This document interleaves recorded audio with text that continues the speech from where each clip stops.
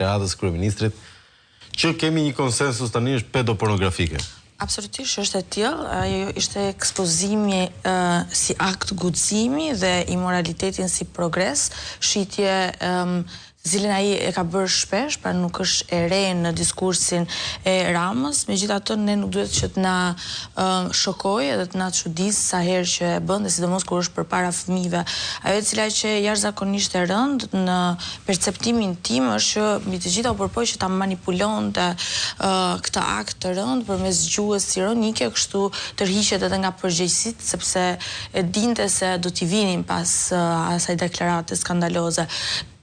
Rama kërkon të adhurohet si një narcizist në çdo mënyrë dhe hera e parë mbahet mend mirë në çdo lloj forme, sidomos në atë moshë të hershme që ishin të pranishëm dhe realisht ishin shumë spari njerë është nuk është e lejuar, KQZ-ja e ndalon përdorimin e fëmijëve në fushata politike, sidomos ishin të pashoqëruar një pjesë e madhe.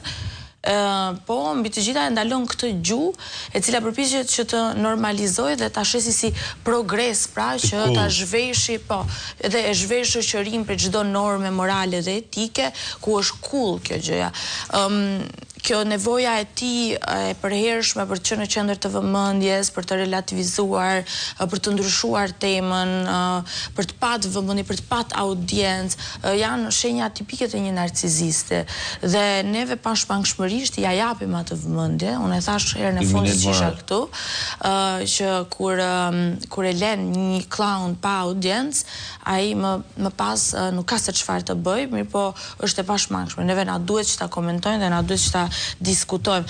Ajo që më duket jashtëzakonisht e rëndë është që nuk pash as edhe një reagim nga avokati i popullit, nuk pash as një reagim nga organizatat në mbrojtje të fëmijëve. Janë disa organizata të mbrojtjes së fëmijëve të cilat operojnë në Tiranë, por që padyshim ta them unë cili është problemi. E kontaktuam ne, çështja është një nga organizatat më të mëdha drejtohet nga Mirgit Vataj. E kemi pasur disa herë Mirgitin, e kemi mik në këtë studio. Problemi vogël, ka një kufizim Mirgiti këto kohë kandidon pak për PS. E qartë. Dhe 15% e listës janë njerëz që vijnë nga organizatat e shoqërisë civile, kështu që po mirë, Flavio desha të bëj një pyetje asimetrike. Po. Ta e përgjigjen në listë atëre. Ka qelluar ky njerëz ka qelluar të jetë prind ky Edi Rama. Tani të bëjmë pyetja, edhe Alisa është në studio. A e mendoni ju, imagjinoni çfarë reagimi